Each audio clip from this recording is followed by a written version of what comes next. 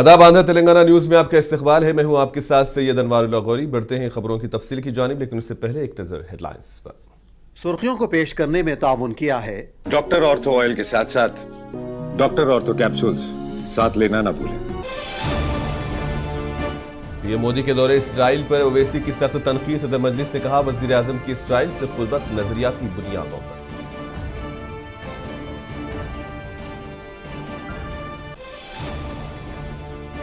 ओवैसी का गुजरात की मुजवजा शादी कानून पर सख्त एतराज। वालिदैन की मंजूरी लाजमी करार देने पर की तनकीद।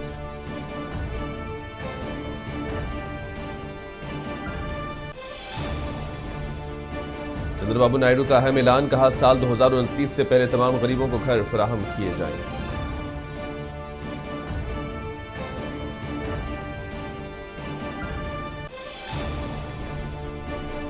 जीएचएमसी एक्ट की जगह नया कोर अर्बन एक्ट तैयार होगा। चीफ मिनिस्टर रेवंत रेड्डी ने दिया हुक्म।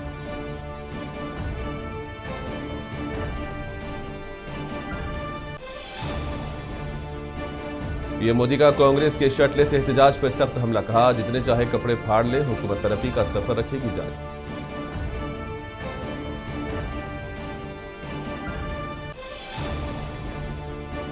उद्धव ठाकरे का बीजेपी पर सख्त हमला। इलाकाई जबानों को कमजोर करने की कोशिश का हुक्मरान पार्टी पर लगाया इल्जाम।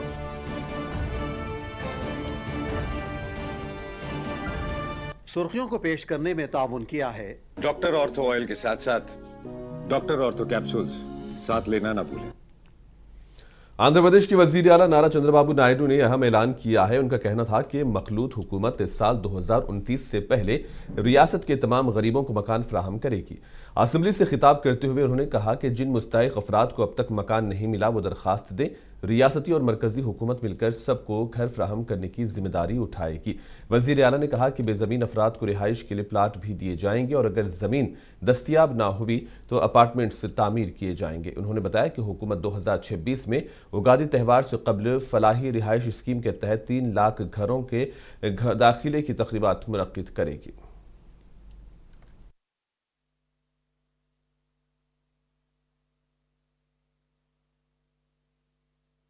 ఇరవై తొమ్మిది లోపల అందరికీ ఇంటి జాగా ఇవ్వాలని ఈరోజు మనం చూస్తే 2,20,000 మందికి ఇంటి జాగాలు లేవు. అవన్నీ ఎన్యూమరేట్ చేస్తున్నాం. వాళ్ళకందరికీ ఇంటి జాగాలు ఇచ్చే కార్యక్రమానికి శ్రీకారం చుట్టాం. పట్టణ ప్రాంతాల్లో 2 సెంట్లు, గ్రామీణ ప్రాంతాల్లో 3 సెంట్లు. ఎక్కడన్నా కానీ ఇంటి జాగా దొరకకపోతే అపార్ట్మెంట్స్ కూడా కట్టించి 1+2 గానే మరి కట్టించి అందరికీ ఇల్లు ఇవ్వాలనేది ఈ ప్రభుత్వం యొక్క డెసిషన్ అని చెప్పి కూడా నేను మీకు తెలియజేస్తున్నా. ఈ సంవత్సరం డిసెంబర్ వరకు లాస్ట్ ఇయర్ అయితే మీరు చూశారు. ఇప్పుడే రాయచోట్ల నేనే వెళ్ళి 3 లక్షల ఇండ్లకు ఆ రోజు ప్రారంభం చేశాం. ఈ సంవత్సరం ఉగాది మార్చి కంటే ముందు, ఉగాది కంటే 2 రోజుల ముందు 3 లక్షల ఇండ్లు గృహప్రవేశాలు చేస్తామని చెప్పి మీకు హామీస్తున్నా. అదే సమయంలో జూన్ 2026 2,50,000 చేస్తాం. అదే మరి సెప్టెంబర్లో ఇంకొక 2,10,000 చేస్తాం. ఈ ఒక్క సంవత్సరంలోనే 26 లోపల 10,60,60,000 ఇండ్లు పూర్తి చేసి గృహప్రవేశాలు చేస్తాం.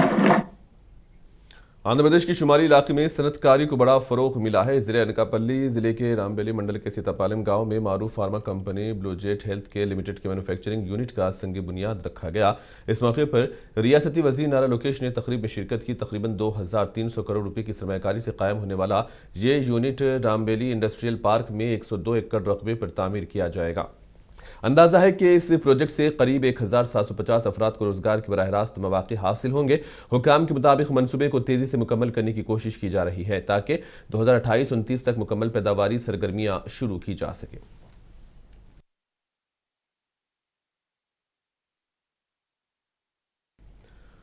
मुंबई से खबर है। आंध्र प्रदेश के वजीर नारा लोकेश ने बॉलीवुड के मारूफ अदाकार संजय दत्त से मुलाकात की। नारा लोकेश ने इस मौके पर अमरावती में मुजव्वजा नई फिल्म सिटी की तामीर के इम्कानात पर तबादले ख्याल किया और साथ ही आंध्र प्रदेश में फिल्म शूटिंग के लिए सिंगल विंडो मंजूरी निज़ाम पर तफसीली बातचीत की है। इन्होंने कहा है कि रियासत में फिल्मी सनत को फरोग देने और सरमायाकारी को राग़िब करने के लिए हुकूमत संजीदा इक़दाम कर रही है।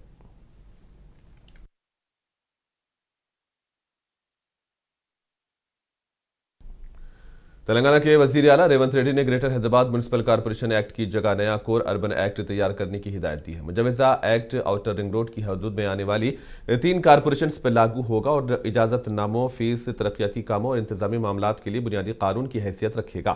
हैदराबाद में सीएम रेवंत ने municipal administration and urban development का जायजा इजलास रखा था। इसी दौरान वजीर आला ने सफाई को अवलीन तरजीह देने, कचरे के मखसूस जोन कायम करने और खिलाफ वर्जियों पर सख्त कार्रवाई का हुक्म दिया है। इन्होंने सड़कों की निगरानी के लिए टेक्नोलॉजी के इस्तेमाल, स्ट्रीट लाइट्स की डैशबोर्ड मॉनिटरिंग, होटल किचन में सीसीटीवी तनसीब और फूड सेफ्टी रेटिंग निज़ाम को मजबूत बनाने पर भी जोर दिया है।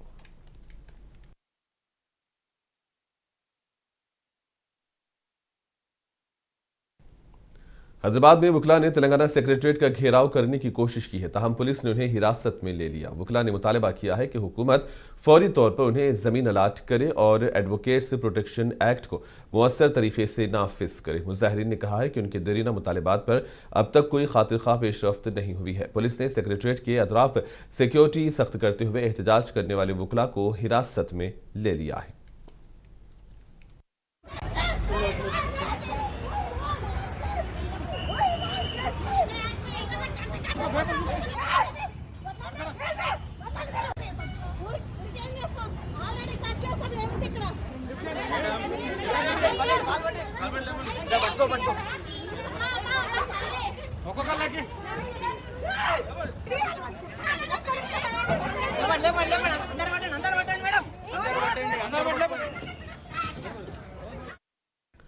और इंडिया मजलिस इत्तेहादुल मुस्लिमीन के सरबराह बैरिस्टर ओवैसी ने वजीर आजम मोदी के दौरे इसराइल पर सख्त तनकीद की है।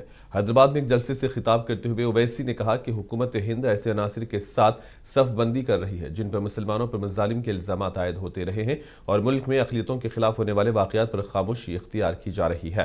इन्होंने दावा किया कि वजीर आजम की इसराइल से कुर्बत नजरियाती बुनियादों पर है और इसके असरात पर संजीदगी से गौर करने की जरूरत है। ओवैसी ने यह भी इल्जाम लगाया कि मुल्क में नफरत अंगेज जराइम और हुजूमी तशद्दुद के वाक़यात में इजाफा हो रहा है, खुसूसन माह रमजान के दौरान मुसलमानों को निशाना बनाया जा रहा है। कि हमारे मुल्क के वजीर आजम इजराइल गए और इजराइल को जाकर इजराइल की पार्लियामेंट में तकरीर की। 25 फरवरी को 32 साल पहले 25 फरवरी को 32 साल पहले 1994 में मस्जिद खलील में उसी दिन एक यहूदी टेररिस्ट, गोल्डस्टाइन उसका नाम था, मुझे अच्छी तरह याद है, मैं बर्तानिया में पढ़ रहा था, अपने बार की एग्जाम की तैयारी में मसरूफ था, तो उसने मस्जिद खलील में घुसकर बंदूक से, बल्कि ऑटोमेटिक वेपन से 29 फलस्तीनियों को शहीद कर दिया, 125 को जख्मी किया। और भारत के हमारे वजीर आजम तकरीर कर रहे वहां की इजरायली पार्लियामेंट में, देश के वजीर आजम को यह याद नहीं आया गोल्डस्टाइन ने जो मस्जिद खलील में जो ये दहशतगर्दी की थी, टेररिज्म किया था। भारत के वजीर आजम ने कहा कि हम, भारत इजराइल के साथ खड़ा है, हम टेररिज्म के खिलाफ हैं। वजीर आजम जो 32 साल पहले, वो आपको याद नहीं आया? अरे आप अपनी तकरीर में बोल देते हमास के बारे में, हमास गलत है। 70,000 से ज्यादा 73,000 कंफर्म मौतें हुई हैं, कंफर्म मुसद्दक़ा, यानी उनकी लाश मिली, मगर जो मिसिंग है वो 5 लाख से ज्यादा मिसिंग है। तो लोग बोल रहे हैं कि कम से कम 6 लाख फलस्तीनियों की मौत हुई है। कि हमारे मुल्क के वजीर आजम मोदी ने कांग्रेस की हालिया शटले से एहतजाज पर सख्त रद्द-ए-अमल जाहिर किया। उन्होंने कहा कि कांग्रेस जितने चाहे कपड़े फाड़ ले, हुकूमत मुल्क की तरक्की के लिए काम जारी रखेगी। नई दिल्ली में एक मीडिया समिट से पीएम मोदी ने खिताब किया। वजीर आजम का कहना था कि एआई इम्पैक्ट समिट के दौरान कांग्रेस ने न सिर्फ गैर मुल्की मेहमानों के सामने अपना रवैया जाहिर किया, बल्कि अपने फिक्री दिवालियापन को भी बेनकाब कर दिया है। इन्होंने कहा कि मुल्क की नौजवान नस्ल पहले ही कांग्रेस को सबक सिखा चुकी है और अब नई नस्ल भी तैयार है। सामान्य नागरिकों के जूते खा करके भाग रहे थे, उनके शिवसेना यूबीटी के सरबराह उद्धव ठाकरे ने बीजेपी पर सख्त तनकीद की है। उन्हें खदशा है कि हुक्मरान पार्टी कहीं कौमी तराना जन गण मन को भी निशाना न बना दे। मुंबई में मराठी भाषा डे की तकरीब से खिताब करते हुए उन्होंने इल्जाम लगाया कि बीजेपी इलाकाई जबानों को कमजोर करके हिंदी की बालादस्ती को कायम करने की कोशिश कर रही है। आणि आता मला भीती वाटायला लागली की आता जनगण मन सुद्धा मारतील की काय, कारण त्याच्यामध्ये सगळे पंजाब, सिंध, गुजरात, मराठा सगळं आपल्या प्रांताची एक एक उल्लेख आहेत, अभिमानाने उल्लेख केलेला आहे. हे आपलं राष्ट्रगीत आहे. म्हणजे प्रादेशिक अस्मिता मारून टाकायच्या, खतम करायच्या, त्याच्यावरती सगळं त्यांचं हिंदीकरण करायचं. अहो आत्ता तुम्ही पेटीवरती गाणी ऐकली, कितीतरी गाणी हिंदी आहेत ना, त्या महाराष्ट्राने डोक्यावर घेतली नाहीत. आणि ही हिंदी गाणी अजरामर केली कोणी? मंगेशकर घराणं आहे, लता मंगेशकर, आशाताई, सगळे ते घराणं आहे. त्याच्यानंतर अनेक संगीतकार आहेत जे मराठी आहेत. यांनी त्याला ज्या काही चाली लावल्या त्यांनी त्याच्यामुळे देशभर नाही जगभर ती गाणी आजही गाजतायत. आणि अगदी नुसते त्याचे सूर जरी ऐकले तरी कळतं हे गाणं आहे. ही एवढी लोकप्रियता त्या गाण्यांना या महाराष्ट्राने मिळवून दिलीच ना. आंध्र प्रदेश में जिले अन्नमाया के रायचोटी से खबर है। वाईएसआर कांग्रेस पार्टी के रियासती तर्जुमान जी श्रीकांत ने कहा है कि आईनी इक़दार का तहफ़्फ़ुज़ इसी वक्त मुमकिन है जब माशरे में ज़ात और मजहब की बुनियाद पर नफरत फैलाने के बजाय इत्तेहाद और मसावात को फ़रोग़ दिया जाए। रायचोटी के साबिक़ एमएलए इफ्तार तकरीब में शरीक थे जिसका अहतमाम वाईएसआरसीपी के मुकामी कायदीन ने किया था। श्रीकांत रेड्डी ने मुस्लिम बरादरी के साथ इफ्तार में शिरकत की और वो मीडिया से गुफ्तगू करते हुए कहा कि ज़ाती सियासी मफादात के लिए समाज को तकसीम करना तबाही का सबब बनता है।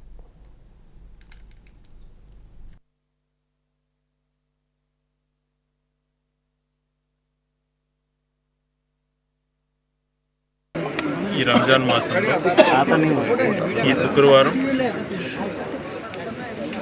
గత 10-17 సంవత్సరాల నుంచి కూడా మైనారిటీ సోదరులతో ఇఫ్తార్ ఏర్పాటు చేస్తున్నారు. ఈ సంవత్సరం అనుకున్నా కానీ సడన్గా మా పట్టణ అధ్యక్షుడు నవాజ్ ఆధ్వర్యంలో ఆయన సహకారంతో ఈరోజు ఆయన ఏర్పాటు చేశారు ఈ ఇఫ్తార్ విందు. చాలా సంతోషదాయకం. పట్టణ అధ్యక్షుల వారికి కృతజ్ఞత తెలియజేసుకుంటూ ఎప్పటికి కూడా మనుషులు అన్నప్పుడు కులమతాల మధ్య చిచ్చులు పెట్టే రూపంలో కాకుండా అందరి మధ్యన ఐకమత్యం పెంచి మంచి చెడు నేర్పించుకుంటూ అందరి బాగోగులు చూసుకుంటూ అందరినీ సమానత్వంగా చూసుకున్నప్పుడే మన రాజ్యాంగంలో ఏదైతే పెద్దలు ఆశించారో అది నెరవేర్చగలుగుతాం. అలా కాకుండా స్వార్థ రాజకీయాల కోసం ఎవరికి ఏది మేలు జరుగుతుంది, ఎలాగా సమాజాన్ని చీల్చాలన్నటువంటి ఆలోచనతో ముందుకెళ్తే అది మొత్తం వినాశానికి దారితీస్తుంది. ఐకమత్యంతో ఉన్నప్పుడు మంచి చెడులు గమనించుకొని మంచిని ప్రోత్సహించినప్పుడు చెడు మార్గంలో పోయేవాళ్ళని కూడా మంచి మార్గంలోకి తీసుకొచ్చేటువంటి బాధ్యత నాయకత్వంలో తీసుకోవాలి. అది అందరికీ.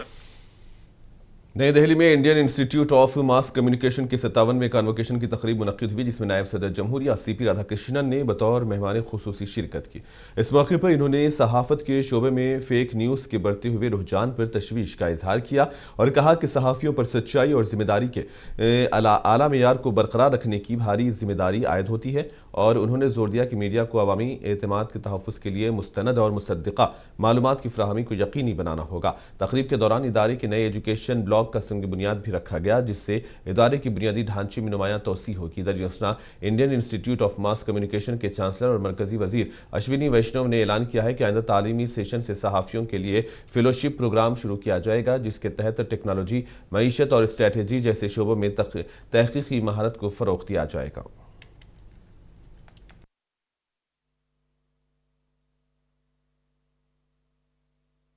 It has a very high placement rate. IMC students are very well sought after in the entire media world. We had the convocation program today. Honorable Vice President of India laid the foundation stone for the new academic block. It's a totally new infrastructure that we are constructing here. Also happy to share with you that from the next session onwards, we'll be starting a fellowship program for journalists so that the journalists can get an opportunity to specialize in certain fields We have seen globally journalists get the opportunity to specialize in technology, economy, strategy, so many other sectors. सदर मजलिस barrister Owaisi ने गुजरात में शादी से मुतालिक मुजवदा कानूनी तब्दीली पर सख्त रद्दअमल का इजहार किया। इन्होंने सवाल उठाया कि क्या शादी करना कोई जुर्म है। ओवैसी का कहना है कि गुजरात की बीजेपी हुकूमत ने शादी के कानून में ऐसी तरमीम की है जिसके तहत सिर्फ रजिस्टर्ड मैरिज या बालिग होना काफी नहीं होगा, बल्कि शादी करने वाले जोड़े के वालिदैन की मंजूरी को भी लाजमी करार दिया गया है। लेकिन यह आइन के आर्टिकल 21 और हक राजदारी की खिलाफ वर्जी है। और गुजरात में शादी का एक कानून में तब्दीली लेकर आए। अब क्या कानून लेकर आ रहे गुजरात में कि अगर किसी की शादी होगी तो पहले क्या था, रजिस्टर होना। अब इन्हों क्या बोल रहे, नहीं, अम्मा बाबा की मंजूरी होना। अब जिसके घर में कोई नहीं है, जो रख के छोड़ दिए, उन्होंने क्या करना। तो खैर गुजरात में कानून है कि लव जिहाद को रोकने के लिए दूल्हा दुल्हन अम्मा बाबा की मर्जी लेके आना। फिर बालिग किसको बोलते, 18 साल बच्ची, 21 साल बच्चा। हैरत अंगेज बात यह है कि आप बगैर शादी के जिना करके रह सकते। आप देखो कितना गिरावट है। अब शादी कर रहे तो बीजेपी की गुजरात की सरकार बोल रही कि नहीं, हम आप नाम लिखना क्यों, वही क्या वजह है। तो उन्होंने बोल रहे कि पंचमहल जिले में एक भी मस्जिद नहीं है, इतने निकाना में कैसा निकल गए। अरे शादी कर रहे बाबा, छोड़ रहा ने जोरू को, भगाने रहा उन्हें, शादी कर रहा उन्हें। नहीं, बनासकांठा में, महसाना डिस्ट्रिक्ट में मुसलमान कम है, मस्जिद नहीं है, इतना कैसा निकाना में बन गए। अरे शादी करना जुर्म है क्या। तो इसलिए उन्हें बोल रहे कि सलीम अपनी शनाख्त को सुरेश नहीं बनाना और किसी बच्ची को नहीं फंसा लेना। क्या है ये आइन के खिलाफ है, राइट टू प्राइवेसी के खिलाफ है, फंडामेंटल राइट है, आर्टिकल 21 का ये वायलेशन है। आरएसएस सरबराह मोहन भागवत ने हरियाणा के शहर अंबाला का दौरा किया। इन्होंने संघ से जुड़े लोगों को ज्यादा मोहतात रहने का मशवरा दिया। भागवत शहर का 2 रोजा दौरा कर रहे हैं और आरएसएस चीफ ने यहां तंजीम को जोड़ने के प्रोग्राम से खिताब किया और कहा कि अब समाज संघ को ज्यादा करीब से देख रहा है, इसलिए कारकुनान को अपनी जिम्मेदारियों का एहसास करना होगा। इन्होंने कहा कि संघ को खुद को कायम करने में 100 साल लगे और गुज़िश्ता 20 वर्षों में संघ की अवामी हिमायत में इजाफा देखने को मिला है, जबकि इससे कब्ल तंजीम को नजरअंदाज किया जाता रहा और मुखालिफत का सामना रहा।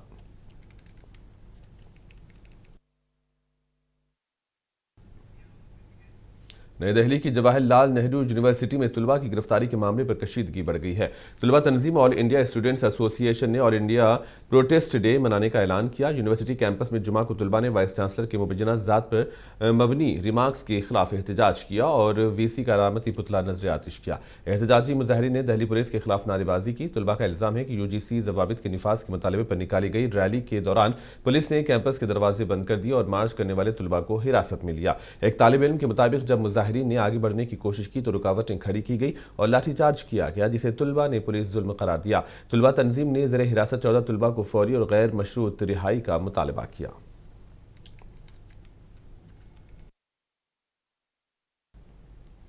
आंध्र प्रदेश के जिले चित्तूर से खबर है। पारामनेरू हलके में गंगावरम मंडल के करीब एक ईवी कार में अचानक से आग भड़क उठी, जिसके बायस गाड़ी मुकम्मल तौर पर जलकर खाकस्तर हुई। इतलात के मुताबिक बेंगलुरु के सॉफ्टवेयर इंजीनियर सुरेंद्र अपनी बीवी के साथ तिरुपति से बेंगलुरु जा रहे थे कि अचानक गाड़ी में आग लग गई। ड्राइवर ने बरवक्त सूरत हाल को भांपते हुए गाड़ी सड़क के किनारे रोक दी, जिससे दोनों मियाँ बीवी बहिफाजत बाहर निकल आए। आधी रात के वक्त जंगलाती इलाके में पेश आए इस वाक़े से एक कार का मालिक जोड़ा खौफजदा हो गया और बताया गया है कि 3 महीने कबल ही खरीदी गई ईवी कार देखते ही देखते सड़क के बीचों बीच जल पड़ी।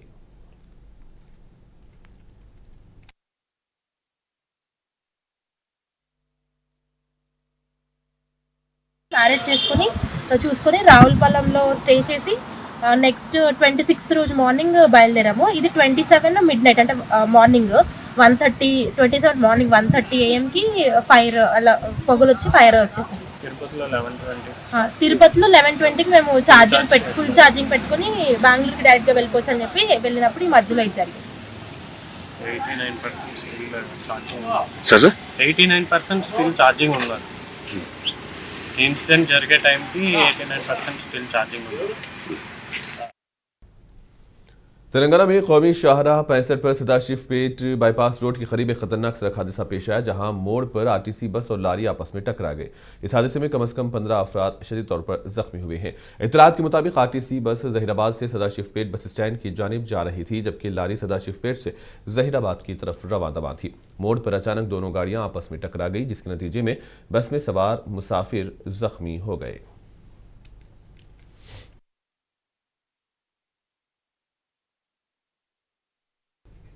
तेलंगाना के जिले विकाराबाद में किसानों को बंदरों की बढ़ती हुई तबाहकारियों से बचाने के लिए खुसूसी इक़दाम किया गया है।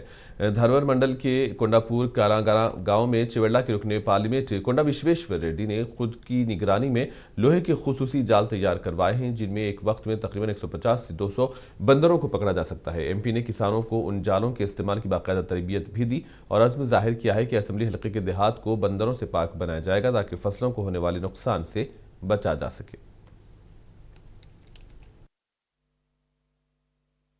అయితే కొండాపూర్ కళంలో మన కొండ విశ్వేశ్వర రెడ్డి సహకారంతో ఆయన ఆధ్వర్యంలో మరి కోతులు అనేది పట్టడం జరుగుతున్నది. మేము గత వారం 10 రోజుల నుంచి ఈ కార్యక్రమం స్టార్ట్ చేసినాము.